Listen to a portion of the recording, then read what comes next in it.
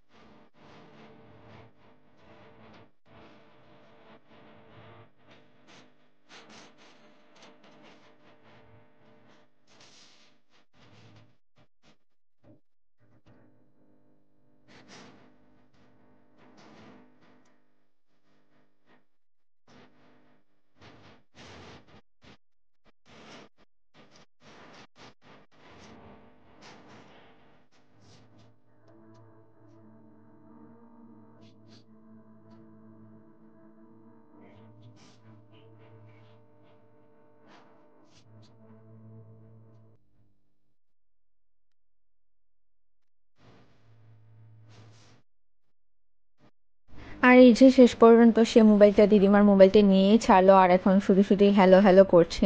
তো এই ওর এই একটা অভ্যাস, ফোনে কথা বলার অভ্যাস, ভগবান জানে তার এই অভ্যাসটা কিভাবে হলো, সে কিভাবে শিখলো, কারণ আমরা তো কেউই তেমন একটা ফোনে কথা বলি না।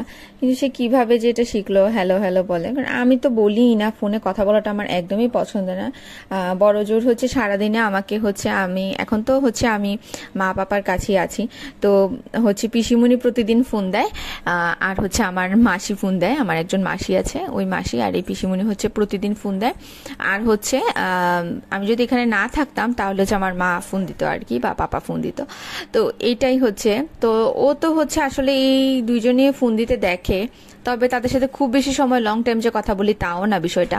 তারপরও সে কিভাবে এটা আয়ত্তে আনলো বাকিটা ভগবানই জানে, আসলে বাচ্চাদের মর্জি। তো যাই হোক, এখানে হচ্ছে মা সমস্ত সবজি টবজি হালকা সিদ্ধ করে রেখেছে সম্ভবত। আর এখানে হচ্ছে মশলাগুলো নিয়ে নিয়েছি খিচুড়ি রান্না করার জন্য। মশলাগুলোকে গুলে রাখবে, এখানে শুকনা মশলা আছে যা আছে। আর সবজিগুলোকে হালকা সিদ্ধ করে রেখেছে, আমি ঠিক জানি না সিদ্ধ করে রেখেছে কিনা, তবে দেখতে এরকমই মনে হচ্ছে। আর মা এখানে মশলাও কেটে নিয়ে রাখছে।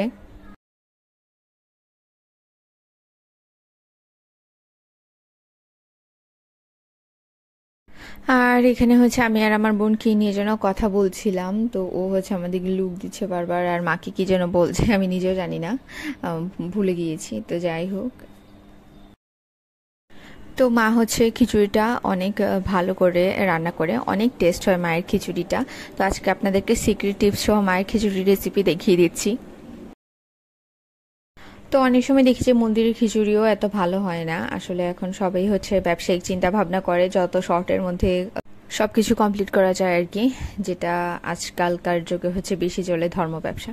তো যাই হোক, প্রথমে মায়া এখানে আলুগুলোকে ভাজি করে নিচ্ছে ভালো করে, এখানে পাঁচফোড়ন দিয়েছে, আদা দিয়েছে, যেহেতু নিরামিষ আলু ভাজি হবে।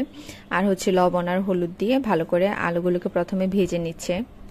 আর মায়ের আলু ভাজিটাও অনেক টেস্ট হয়, উপর জায়গাটা ক্রিস্পি থাকে আর ভিতরটা একেবারে নরম সফট থাকে। এই এই জিনিসটা হচ্ছে আমি পারি না কেন জানি না, আমারটা হয় বেশি শক্ত হয়ে যায়, তা না হলে নরম হয়ে যায়। তো মা তো এক্সপার্ট, মার থেকে শিখতে হবে আরো ভালো করে।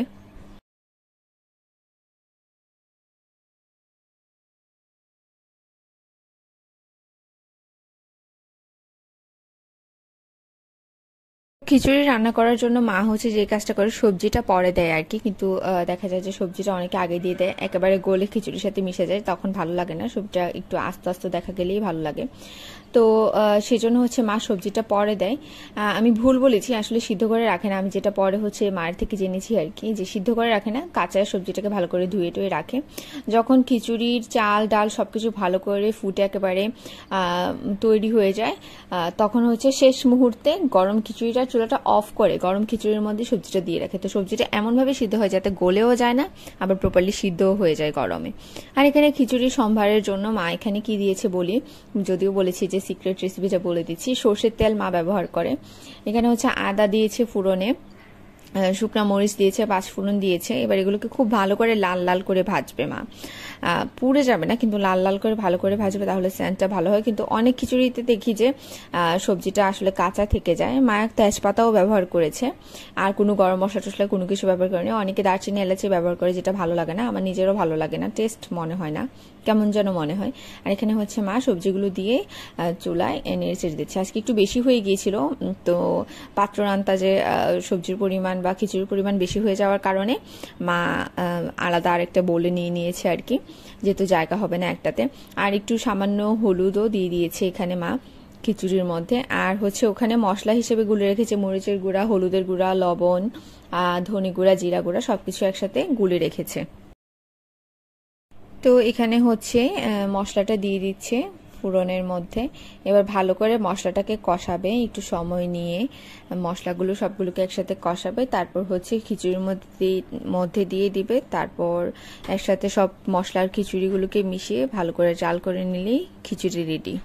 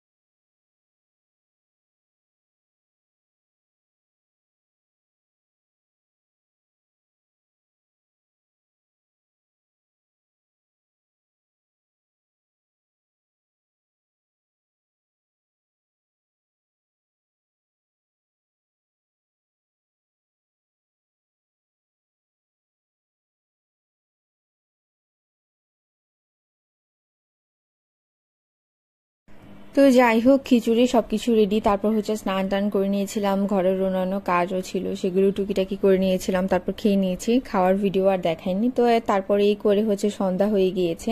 এখানে হচ্ছে ছাদে অনেক কাপড় জমেছিল, সেগুলো হচ্ছে ধুয়ে দেওয়া ছিল আর কি, তো ছাদে শুকিয়ে আনা হয়েছে, সেগুলো হচ্ছে আমি ভাঁজ করে নিচ্ছি। আর হচ্ছে সন্ধ্যার চাও খেয়েছি, সেটাও আপনাদেরকে দেখাতে ভুলে গিয়েছিলাম। আসলে ইদানিং ব্লগের ভিডিওগুলো আসলে সেরকমভাবে সিরিয়াল বাই মেনটেন করা হয় না আর কি, তো তার জন্য দেখা যায় যে অনেক সময় আমি ভুলে যাচ্ছি ভিডিওটা শ্যুট করতে।